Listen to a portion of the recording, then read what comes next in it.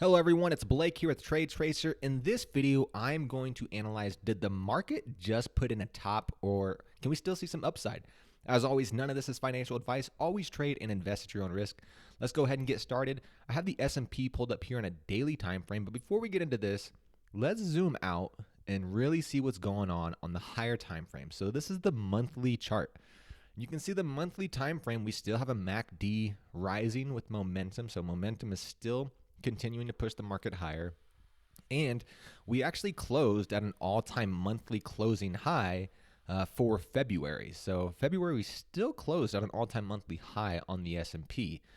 Now, this is still bullish looking out multiple years on the monthly time frame, but on the weekly, we're starting to break trend. Now, this isn't the end-all be-all, but something to keep a note is that we're right at that 10-period moving average on the weekly time frame, and the MACD is getting ready to curl over. Now, we've seen some weakness in tech. Now, the Qs I have here, and you can see this weakness is actually playing out, breaking below this rising wedge. And those of you that understand price structure understand that a rising wedge, when we break below that wedge, it's not a bullish setup. It's actually a very bearish setup.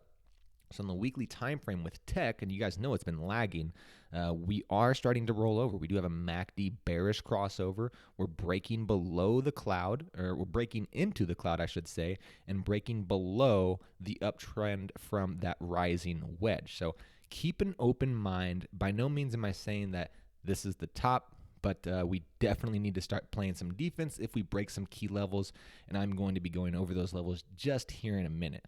So let's get back to the SPY once again. Weekly time frame starting to break trend. Now on the daily, you can see we're still holding this 50-day moving average, which is the bottom.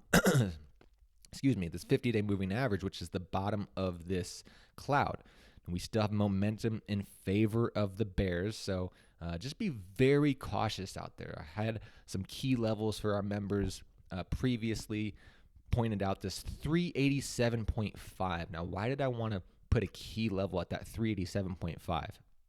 This level was the quote-unquote pivotal lows the week before OPEX. So whenever we have the week before OPEX, oftentimes we see some sort of pivotal low that we can trade against. And when I say trade against, I mean putting my stop at those lows. So you can see once we broke below that 387.50, just dumped lower and then ripped right back. And then once again, just pushed right back through it. So this 387.50 was a very important level. Breaking below it was not a bullish signal. So below that 387, we got really defensive in the trading account. Now the NASDAQ is showing some relative weakness. And those of you that follow me, you understand that I like to see tech lead because tech typically trades with momentum. And when we trade with momentum, we have odds in our favor. So when tech started to break down, that was not a good sign. Same thing with the Qs. I had the 329.50 level. So once again, this was the week before OPEX pivotal lows that we're trading against.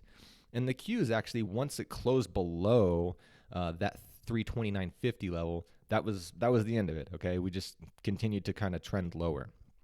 Now, a very important level that I'm watching is this 312.76 level. Anything below this 312.76 in the investment portfolio, I'm going to be getting extremely defensive because this is kind of a breakdown here with trends. So you can see this is a level that was a pivotal low, and we're below the cloud. So anything below this is price weakness confirmation. And you can see last week, 3 days of trading last week, we actually traded below it, rallied, and then on Thursday, actually closed right on that level. And then Friday, we kind of played with this level again. So this is a very important level of interest that we need to keep a close eye on. If we start breaking below this level and closing below it, I will be moving the investment portfolio to a lot more defensive positions instead of how we currently are positioned. And right now, we're not very aggressive. So it has a lot to say with how I feel about the market right now. Now, one thing to note is the small caps are still showing some relative strength. You guys know I don't like when small caps lead, but we got to trade the leaders. We got to trade relative strength. And right now, the small caps are bouncing from the year-to-date volume-weighted average price. So as long as we can hold this level, it will give me a little more hope for the market that this top is not in.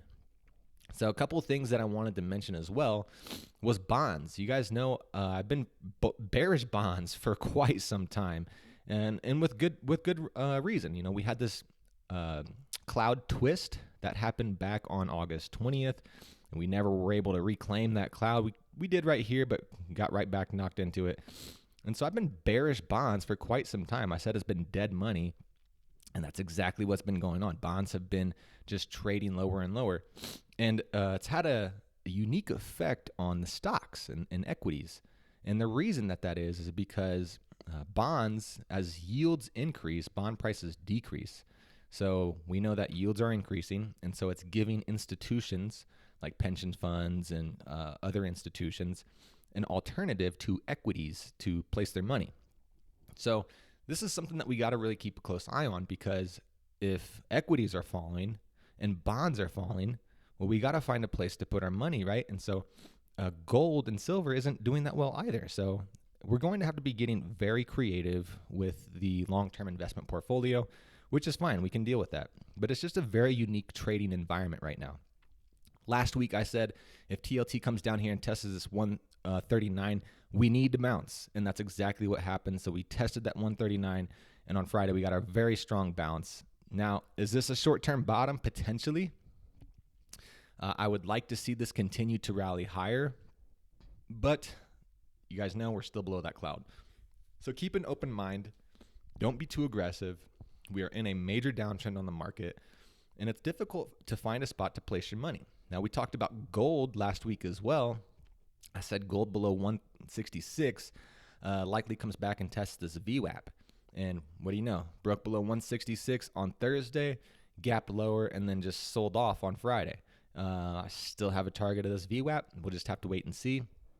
So as you can see, if we have equities breaking down, so we've got the Qs breaking down, we've got bonds that have been broken, and then we also have precious metals that are breaking down. So how do you position yourself if you're an investor and not a trader? Well, there's a few different things that we can do.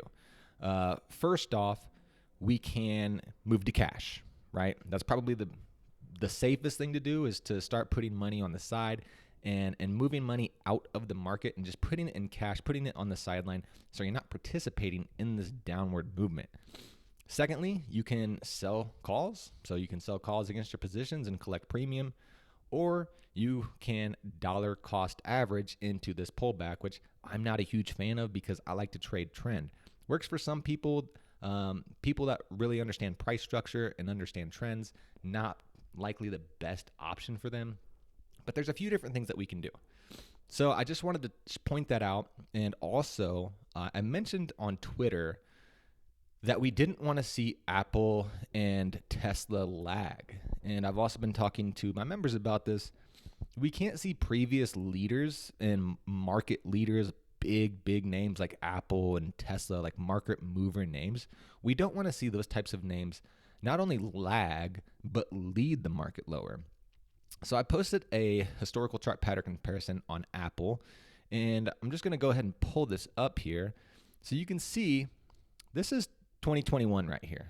And you can see that we've made new highs. So from here to here, we made a new high with MACD not making a new high.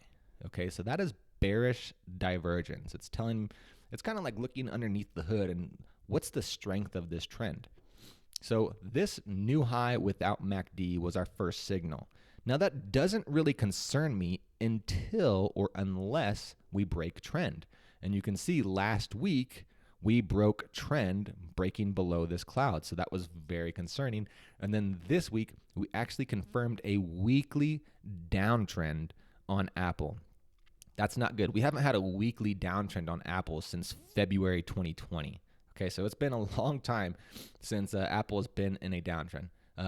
Actually, I take that back. We actually did hit a downtrend technically right here in October. So be very cautious with tech. So this is 2001, And then if we go back in time to 2012, okay? So 2012, this is a very, very similar pattern that we're seeing with Apple. So we had a really strong run up, somewhat of a dip, and then put in new highs. So new highs without MACD. MACD didn't make those new highs with Apple. So once again, bearish divergence, and we're currently right here on this candle. So this candle broke trend. This is the current week that we're on, and you can see if this plays out, this is not a very bullish scenario. We went into multiple weeks of a major pullback, a major market correction, and it took us until really July of 2013 to get back some momentum and have rules to trade swing long again. So just be very cautious, all right? By no means am I saying this is what's going to happen, but this is a historical chart pattern comparison that if market psychology and market participants act the same way that they did back in 2012, and herd psychology is something that is well known. This is a scenario that could play itself out. So just keep an open mind to that, because once again, look, you can see we had a powerful run up, some sort of a pullback, and then new highs without MACD, and you can see breaking below the cloud. So just be cautious, all right? I'm not calling a top, but when you start seeing names like Apple and Tesla lead the way down, that is not a good sign. Now, Tesla on the weekly time frame closed back within the cloud with a MACD bearish crossover. So what does this tell us? Does this tell us that the run for Tesla is over with? No, not necessarily. What it's telling us is that we don't have momentum on the long side. So we want to be patient. We want to let this reset up, because once it does, we all know that Tesla rips when it trades. When Tesla gets into an uptrend, it freaking rips. And don't get me wrong, we will be involved in Tesla once again, but right now is not the time to be long Tesla. I mentioned the 800 level to my subscribers was a very important level. And you can see once we started trading below this 800 level, which was on February 16th, right? You had this candle close below it.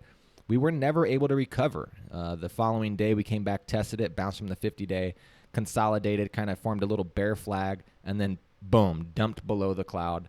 And we're still not able to even get back up to that 10 MA on the daily time frame. So I had an alert. Anything below 694 is a good short for Tesla.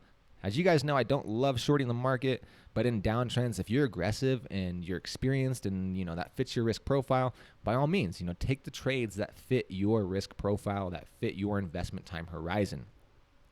Tesla and Apple are two of the names that used to be leaders and now are leading the way down. And that is exactly what we don't want to see. All right. So how am I approaching this market? Well, I've been primarily cash in the trading account. So once we started breaking below this 387.50, that was pivotal lows to trade against. And now we're confirming a downtrend and tech is showing weakness. So primarily cash in the trading account. I've been day trading with NQ and ES with 5-minute rules to trade. It's been crushing it. If you're interested in finding out what that is, drop me a comment, follow me on Twitter, and I can show you some videos of what 5-minute RT is. It's a trading methodology that we use for quick day trades. And also in our investment portfolio, we're completely out of leverage and we're fairly conservative, and we do still have a position in the banks, the XLF, because the XLF is still showing relative strength. If we start breaking below, my key level is this 312.76, and on the SPY, it's going to be this level right here. This we'll call it 368.50. Those are my lines in the sand for investments. So if we start breaking below those, I'll likely move to cash. Maybe we'll do some inverse ETFs. We can't really place our money into precious metals or bonds, so we're going to have to be creative with it, and that's fine. That's completely fine. So is the market top in? We don't know yet, but we have to be defensive, and we have to understand the odds are not in the favor of the bulls right now. Can we bounce tomorrow and rip back up? Absolutely. Sure we can. And that's completely fine if we do, because if we get back above that 10-period moving average, we have rules to go ahead and get swing long again. All right, so always have a plan and have a backup plan if that plan fails. That's all that I have for you guys today. I will see you on the open. Take care.